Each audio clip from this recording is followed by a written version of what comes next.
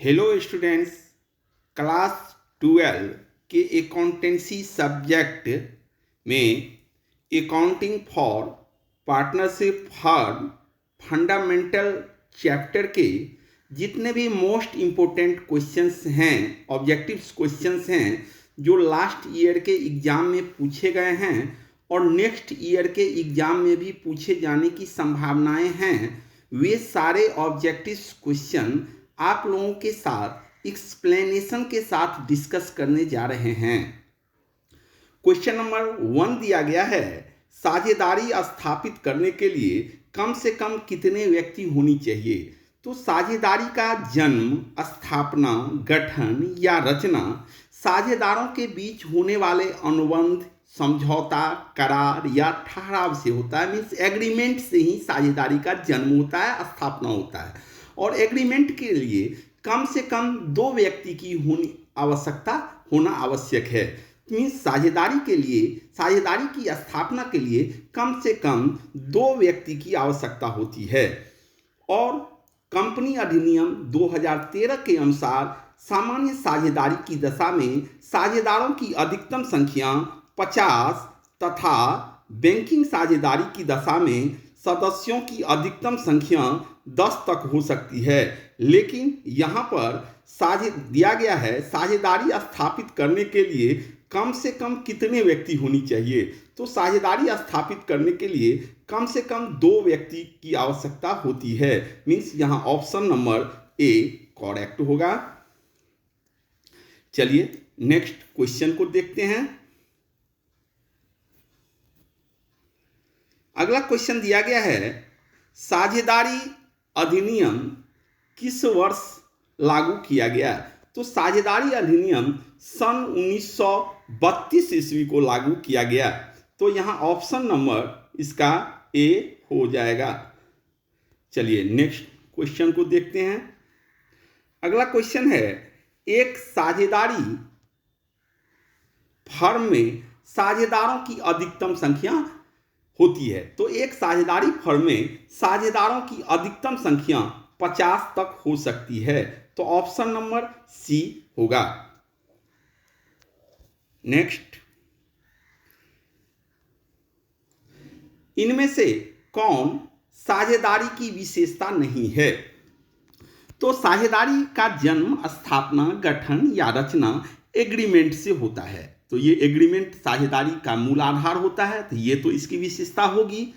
लाभ विभाजन, साझेदारी का उद्देश्य कारोबार करना और उससे होने वाले लाभ हानि को आपस में बांटना होता है। ये भी इसकी विशेषताएं हैं। सीमित दायित्व, यहाँ पर सीमित दायित्व इसका आंसर होगा। ये इसकी विशेषता नहीं है, क्योंकि साझेदारी फर्म में सभी साझेदारों का दायित्व जो होता है वह असीमित होता है। असीमित का अर्थ हुआ कि यदि व्यापारिक कर्ज का भुगतान व्यापारिक संपत्ति से पूरा नहीं हो पाता है तो ऐसे कर्ज का भुगतान साझेदारों को अपनी घरेलू संपत्ति से करनी होती है। 2 या 2 से अधिक व्यक्ति, ये तो विशेषता होगी ही। तो यहाँ पर दिया गया है इनमें से कौन साझेदारी की विशेषता नहीं है। तो साझेदारी की विशेषता यहाँ ऑप्शन सी हो जाएगा, सीमित दायित्व। क्योंकि साझेदारी फर्म में साझेदारों का दायित्व जो होता है वह असीमित होता है। यहाँ सीमित दिया गया है, तो ऑप्शन नंबर सी इसका आंसर होगा।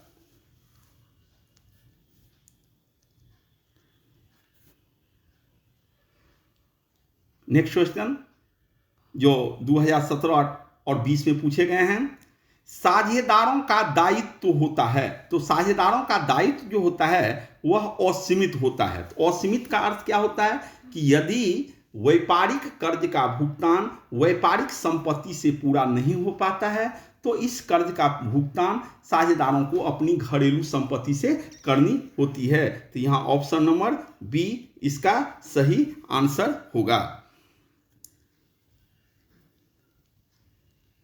अगला क्वेश्चन है, साझेदारी समझौता हो सकता है।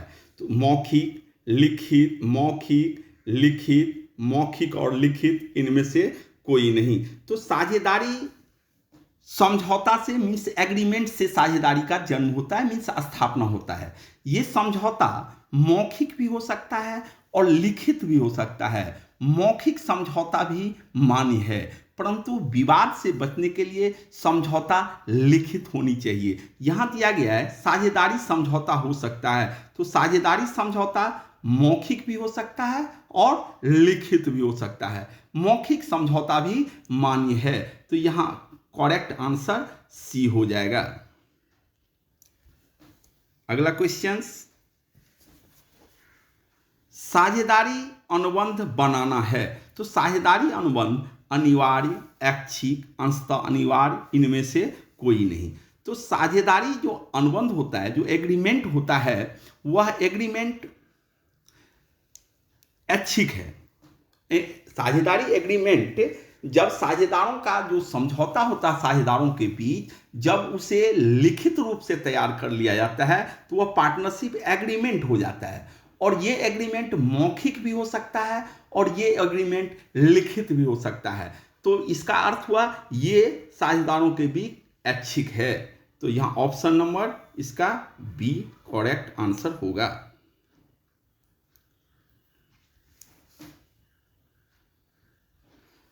अगला क्वेश्चन है, साझेदारी फर्म में लाभ हानि विभाजन किया जाता है, तो साझेदारी फर्म में लाभ हानि का विभाजन समझौता के अनुसार किया जाता है। Option number C. हाँ, इसी में यदि साझेदारों के बीच कोई एग्रीमेंट नहीं किया गया हो तो उस दशा में लाभ विभाजन का अनुपात, लाभ विभाजन बराबर बराबर अनुपात में किया जाता है। लेकिन यहाँ प्रश्न दिया गया है साझेदारों में लाभ हानि विभाजन किया जाता है, ऐसा रहे तो वो हमेशा समझौता के अनुसार होगा, तो ऑप्शन नंबर सी इसका आंसर होगा। अगला क्वेश्चन,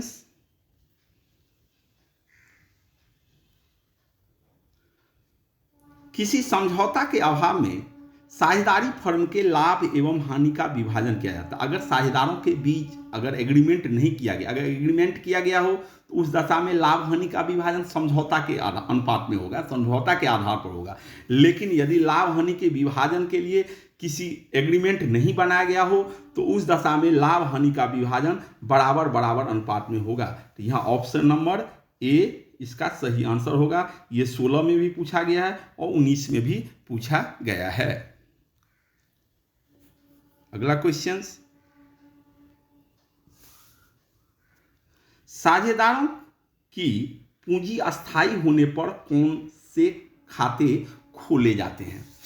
साझेदारों का पूंजी खाता, पार्टनर्स कैपिटल अकाउंट, दो मेथड से रखा जाता है, फिक्स्ड मेथड और फ्लक्चुएटिंग मेथड।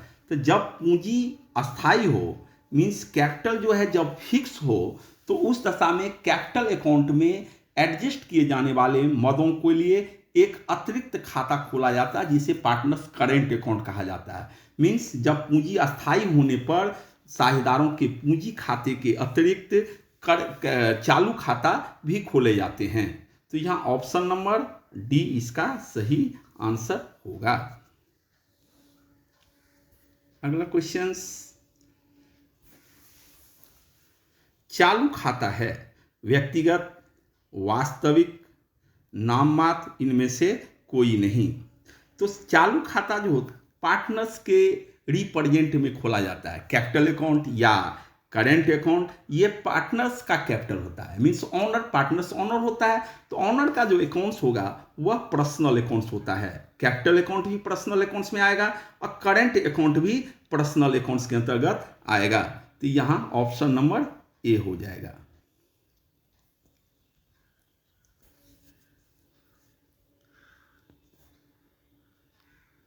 साझेदार का चालू खाता दिखाता है, तो करेंट अकाउंट का डेबिट बैलेंस भी होता है और क्रेडिट बैलेंस होता है, दोनों में से कोई भी हो सकता है। करेंट अकाउंट का, चालू खाता का करेंट अकाउंट का डेबिट बैलेंस भी हो सकता है और क्रेडिट बैलेंस भी हो सकता है, मीन्स दोनों में से कोई भी एक। तो ऑप्शन नंबर सी इसका आंसर हो जाएगा। अगला क्वेश्चन, लाभ हानि नियोजन खाता बनाया जाता है संचय कोष बनाने के लिए, शुद्ध लाभ निकालने के लिए, विभाज्य लाभ निर्धारण के लिए, इनमें से कोई नहीं।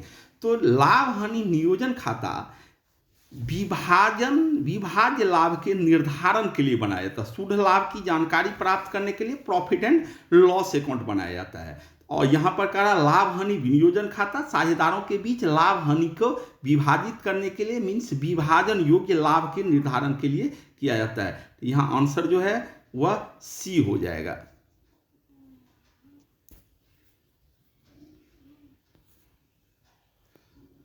साझेदारों की पूंजी पर ब्याज है, तो साझेदारों के पूंजी पर ब्याज लाभ का विनियोजन है।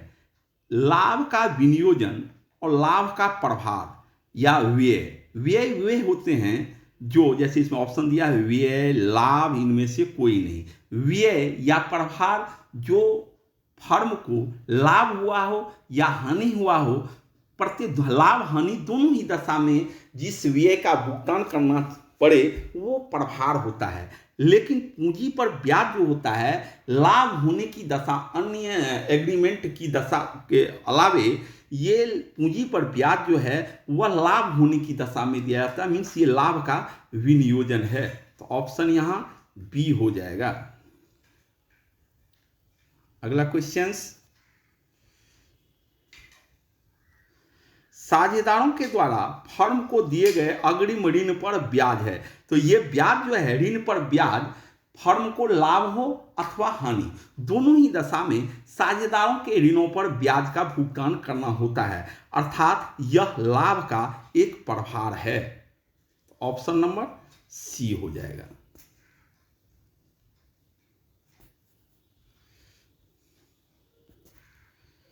साझेदारी संलेख के अभाव में साझेदार हकदार नहीं है। अगर एग्रीमेंट नहीं बनाया गया हो तो उस दशा में भारतीय साझेदारी अधिनियम 1932 के प्रावधान लागू होते हैं। तो क्या दिया हुआ है, साझेदारी संलेख के अभाव में साझेदार हकदार नहीं है। क्या पाने का हकदार नहीं है? वेतन, हाँ, साझेदारी अगर संलेख नहीं बना हुआ हो तो वेतन पाने का हकदार नहीं है, कमीशन पाने का भी हकदार नहीं है, पूंजी पर ब्याज पाने का भी हकदार नहीं है। मतलब ये ना तो, अगर साझेदारी संलेख नहीं बनाया गया हो तो उस दशा में ना तो साझेदार को वेतन का भुगतान होगा, ना ही कमीशन का भुगतान होगा, ना ही पूंजी पर ब्याज मिलेगा। मतलब उपरोक्त सभी इसमें से कुछ भी नहीं मिलेगा यदि साझेदारी संलेख नहीं बनाया गया हो। तो ऑप्शन यहां पर डी इसका सही आंसर होगा। अगला क्वेश्चन, साझेदारी संलेख की अनुपस्थिति में साझेदारों को उनके द्वारा फर्म को दी गई अग्रिम ऋण की राशि पर ब्याज दिया जाता है। अगर पार्टनरशिप एग्रीमेंट नहीं बनाया गया हो तो उस दशा में साझेदारों द्वारा फर्म को दी गई अग्रिम ऋण की राशि पर 6% के दर से ब्याज साझेदार को प्राप्त होता है। तो ऑप्शन यहां बी सही आंसर होगा। आगे क्वेश्चन देखते हैं। अगला क्वेश्चन है, साझेदार का फर्म से संबंध होता है। तो साझेदार जो होता है वह फर्म का स्वामी भी होता है और एजेंट भी होता है। एजेंट इसलिए क्योंकि प्रत्येक साझेदार एक दूसरे के कार्य के लिए उत्तरदायी होता है। तो ऑप्शन यहां पर सी सही आंसर होगा। चलिए आगे क्वेश्चंस को देखते हैं। फर्म के लिए साझेदार के आहरण पर ब्याज है। फर्म के लिए साझेदार के आहरण पर ब्याज फर्म के लिए आय है। तो यहां ऑप्शन बी इसका सही आंसर होगा।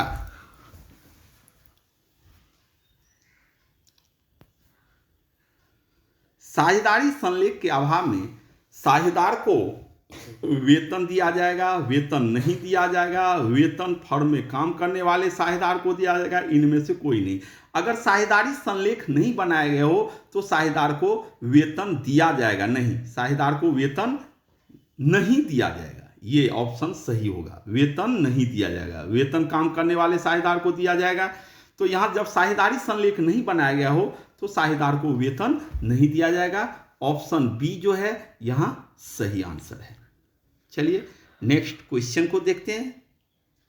आगे क्वेश्चन है, एक साझेदारी फर्म के लाभ हानि विनियोजन खाते में से कौन सी मद लिखी जाती है? तो profit and loss appropriation account में पूंजी पर ब्याज लिखा जाता है, साझेदार का वेतन लिखा जाता है, संचय में हस्तांतरण लिखा जाता है। मीन्स इनमें से सभी ये जितने भी मत दिए गए हैं, पूंजी पर ब्याज, salary, partner salary, transfer to reserve, ये सभी लाभ हानि विनियोजन खाते में दिखाए जाते हैं। तो ऑप्शन यहाँ पर डी इसका सही आंसर होगा। चलिए आगे क्वेश्चंस को देखते हैं। अगला क्वेश्चन है, साझेदार का चालू खाता बनाया जाता है जब साझेदार की पूंजी रखी जाती है। तो जिस पार्टनर्स करेंट अकाउंट तब खोला जाता है जब साझेदार का कैपिटल अकाउंट फिक्स्ड मेथड से रखी गई हो, फिक्स्ड बेसिस पर, अस्थायी आधार पर रखी गई हो।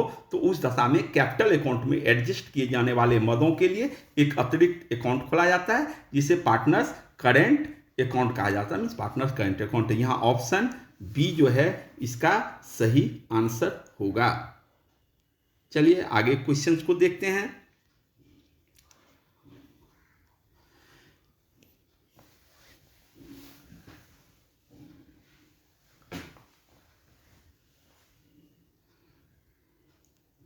साझेदारी संलेख की अनुपस्थिति में साझेदार पाने का अधिकारी है। तो साझेदारी संलेख की अनुपस्थिति में क्या पाएगा भाई?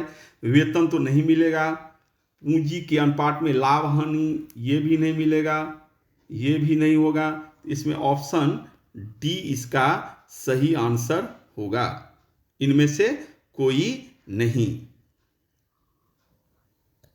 जब साझेदारी संलेख नहीं बनाया गया हो तब ना तो वेतन मिलेगा, ना ही पूंजी अनुपात में लाभ हानि बांटा जाएगा, ना तो पूंजी पर ब्याज मिला जाएगा। मीन्स यहाँ इनमें से कोई नहीं। ऑप्शन डी इसका सही आंसर होगा।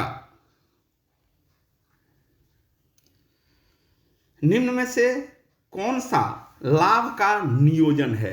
तो लाभ का नियोजन का अर्थ होता है वे मदें जो लाभ होने पर ही दिए जाते हैं। साझेदार, जैसे साझेदार पूंजी पर ब्याज, साझेदार का वेतन, ये लाभ का नियोजन होता है। ऋण पर ब्याज ये लाभ का प्रभार होता है, ये चार्ज होता है, चाहे फर्म को प्रॉफिट हुआ हो या लॉस हुआ हो, ब्याज साझेदार के ऋण पर ब्याज का भुगतान किए ही जाएंगे। यहां दिया गया है निम्न में से कौन सा लाभ का नियोजन है? तो ये लाभ का नियोजन नहीं है। पूंजी पर ब्याज, हाँ ये लाभ का नियोजन है। ऑप्शन नंबर बी इसका सही आंसर होगा।